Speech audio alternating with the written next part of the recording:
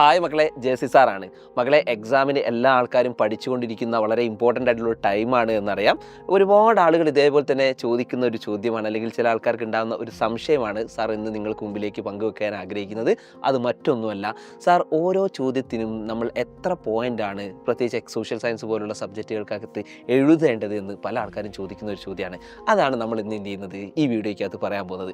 ആദ്യമായിട്ടാണ് ഈ ചാനൽ കാണുന്നതെങ്കിൽ നിർബന്ധമായിട്ടും ചാനൽ സബ്സ്ക്രൈബ് ചെയ്യണേ. ഓക്കെ, അപ്പോൾ മക്കൾ പറയാൻ പോകുന്നത് ആദ്യം തന്നെ മാർക്ക് ഡിസ്ട്രിബ്യൂഷൻ ആണെങ്കിൽ 1, 2, 3, 4, 5, 6 മാർക്കിന് ഇവിടെയുള്ള പ്രധാനപ്പെട്ട ചോദ്യങ്ങൾ നിങ്ങൾക്ക് കാണാൻ വേണ്ടി പറ്റുന്നതാണ്. ഇതിനകത്ത് 1 മാർക്കിൻ്റെ ചോദ്യമാണെങ്കിൽ നമ്മൾ എത്ര പോയിന്റ് എഴുതണം മക്കളെ? അത് 1 വേർഡ് ചോദ്യമാണ് അല്ലേ, 1 വേർഡ് ക്വസ്റ്റ്യൻ ആണ്. നമ്മൾ അത് മാത്രം നിങ്ങൾ എഴുതിയാൽ മതി, എക്സ്പ്ലനേഷനിലേക്ക് പോകേണ്ട ആവശ്യമില്ല.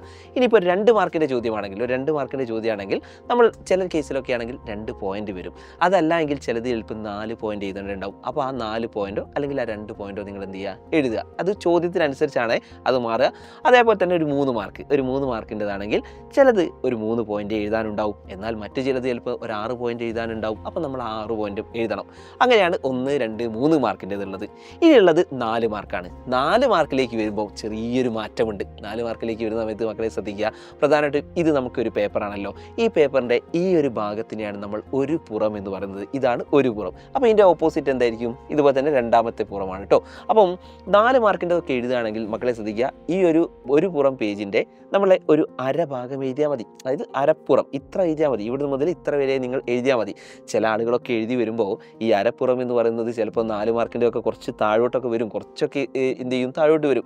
അതെന്തുകൊണ്ടാണെന്ന് വെച്ചാൽ നിങ്ങളുടെ ഹാൻഡ് റൈറ്റിംഗ് ചിലപ്പോൾ ആ ഗ്യാപ്പ്, ഓരോ ലൈൻ കഴിഞ്ഞ് ഗ്യാപ്പൊക്കെ വിട്ട് വരുമ്പോൾ ചിലപ്പോൾ താഴോട്ട് വരും. അങ്ങനെ വന്നു എന്ന് വിചാരിച്ചിട്ട് നിങ്ങൾക്ക് എന്തില്ല, ബുദ്ധിമുട്ടൊന്നുമില്ല, പ്രശ്നങ്ങളൊന്നുമില്ല. അത് മനസ്സിലാക്കി വെക്കുക. അങ്ങനെയാണ് 4 മാർക്കിൻ്റെ എഴുതരുത്. കൂടുതലൊന്നും നിങ്ങൾ എന്ത് ചെയ്യരുത്, ഇതുപോലെ തന്നെ എഴുതരുത്. അതാണ്. അത് കഴിഞ്ഞാൽ നമുക്ക് 5 മാർക്ക്. ഒരു 5 മാർക്കിൻ്റെതൊക്കെ നമുക്ക് എത്ര എഴുതണം മക്കളെ? 5 മാർക്കിലേക്ക് വരുന്ന സമയത്ത് ഒരു പുറം എഴുതിയാൽ മതി. അതായത് ഈ ഒരു പേജിൻ്റെ ഒരു പുറം മാത്രം എഴുതിയാൽ മതി. ഏത്? 5 മാർക്കിൻ്റെത്. ഇനി ഞാൻ പറയാമല്ലോ, മാക്സിമം നിങ്ങൾ കണ്ടൻറ്റ്, ഇതൊക്കെ നമ്മൾ പറയുന്നത് വെച്ചാൽ കണ്ടൻറ്റുകൾ ഉൾപ്പെടുത്തിയിട്ട് എഴുതുന്ന സമയത്താണ് പറഞ്ഞത് കേട്ടോ. ഇനി ചില ആൾക്കാരൊക്കെ ഉണ്ടാവും, ചിലപ്പോൾ എക്സാമിൻ്റെ സമയത്തൊക്കെ ചിലപ്പം കുറച്ച് ഗ്യാസൊക്കെ അടിക്കാനൊക്കെ ശ്രമിക്കുന്ന ആൾക്കാരൊക്കെ ഉണ്ടാവും 5 മാർക്കിനൊക്കെ വന്നു കഴിഞ്ഞാൽ. അങ്ങനെയുള്ള ആൾക്കാരാണെങ്കിൽ ചിലപ്പോൾ ഈ ഒരു പുറത്തിൽ നിൽക്കില്ല, കുറച്ച് ഇങ്ങോട്ട് പോകും. അങ്ങനെ വന്നു എന്ന് വിചാരിച്ചു വലിയതില്ല. മാക്സിമം നിങ്ങൾ ശ്രമിക്കേണ്ടത് കണ്ടൻറ്റുകൾ മാത്രം ഉൾപ്പെടുത്തിക്കൊണ്ട് മാക്സിമം എന്ത് ചെയ്യണം, ആ രീതിയിലേക്ക് നീറ്റായിട്ട് എഴുതാൻ നിങ്ങൾ എന്ത് ചെയ്യണം, ശ്രമിക്കണം. ഓക്കെ, ഇനി നമ്മൾ പോകാൻ പോകുന്നത് 6 മാർക്കാണ്. 6 മാർക്ക് എന്ന് പറഞ്ഞത് എസ് എ ആണ് അല്ലേ, എസ് എ ആണ്. ഒരു എസ് എ എത്ര വേണം? പല ആൾക്കാരും ചോദിക്കാറുണ്ട്, സാർ എസ് എ ഞങ്ങൾ എത്ര എഴുതണം എന്ന് ചോദിക്കാറുണ്ട്.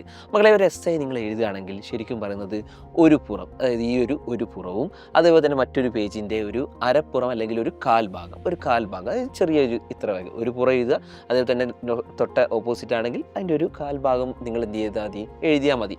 അതും ഞാൻ പറഞ്ഞല്ലോ, ചില ആളുകളൊക്കെ എഴുതുകയാണെങ്കിൽ ചിലപ്പോൾ എന്ത് ചെയ്യും, ഇതുപോലെ തന്നെ കുറച്ചൊന്ന് കൂടി വരും. ഒരു പുറം എഴുതി, ഒരു പുറം കംപ്ലീറ്റ് ചെയ്തു, പിന്നെ ഒരു അരപ്പുറത്തിലേക്കൊക്കെ വരും. വന്നു എന്നതുകൊണ്ട് വലിയ ബുദ്ധിമുട്ടൊന്നുമില്ല, നിങ്ങൾക്കൊരു പ്രശ്നമൊന്നുമില്ല. അപ്പോൾ ഇങ്ങനെയാണ് നമ്മൾ 6 മാർക്കിൻ്റെ ഇത് എഴുതേണ്ടത്. അപ്പോൾ മക്കളോട് പറയാനുള്ളത്, സോഷ്യൽ സയൻസ് പഠിക്കുന്ന സമയത്ത് എല്ലാ ആളുകളും ഇതുപോലെ തന്നെ ഫേസ് ചെയ്യുന്നൊരു പ്രോബ്ലം എന്ന് പറഞ്ഞാൽ സോഷ്യൽ സയൻസ് എക്സാമിനകത്ത് ടൈം കിട്ടുന്നില്ല, ഞങ്ങൾ വിചാരിച്ചതുപോലെ ടൈം മാനേജ് ചെയ്യാൻ പറ്റുന്നില്ല എന്നുള്ളതാണ്. അപ്പോൾ ഇത്തരത്തിലേക്ക് ഓരോ മാർക്കിൻ്റെയും ഓരോ പ്രധാനപ്പെട്ട ക്വസ്റ്റ്യനും എത്ര മാർക്കാണ് എന്ന് നോക്കിയിട്ട് ആ മാർക്കിന് എത്ര പോയിന്റുകൾ കൃത്യമായിട്ട് എഴുതണം, എത്ര വരെ ഞങ്ങൾ എഴുതണം എന്ന് മനസ്സിലാക്കി കഴിഞ്ഞാൽ കൃത്യമായിട്ട് സോഷ്യൽ സയൻസിൽ നമ്മൾ ഈ നേരിടുന്ന സമയത്തിൻ്റെ പ്രശ്നം എന്ത് ചെയ്യാൻ പറ്റും, എളുപ്പത്തിൽ നമുക്ക് മറികടക്കാൻ പറ്റും. അതുകൊണ്ട് മാക്സിമം എല്ലാ ആൾക്കാരും ഓരോ ചോദ്യത്തിനും എത്രയാണ് മാർക്ക് എന്നുള്ളത് കൃത്യമായിട്ട് നോക്കിക്കൊണ്ട് മാത്രം എന്ത് ചെയ്യുക, എക്സാം എഴുതുക. അപ്പോൾ എല്ലാ എൻ്റെ മക്കൾക്കും ഓൾ ദി ബെസ്റ്റ്, അടിപൊളിയാക്കുക, ഉഷാറാക്കുക. സോ മക്കളെ, നിങ്ങൾക്ക് വീഡിയോ ഇഷ്ടപ്പെട്ടെങ്കിൽ നിർബന്ധമായിട്ട് വീഡിയോയ്ക്ക് താഴെ കമൻറ്റ് അയക്കണം. അതേപോലെ തന്നെ ആദ്യമായി ചാനൽ കാണുന്ന ആൾക്കാരാണെങ്കിൽ സബ്സ്ക്രൈബ് ചെയ്യുകയും വേണം. So bye everyone.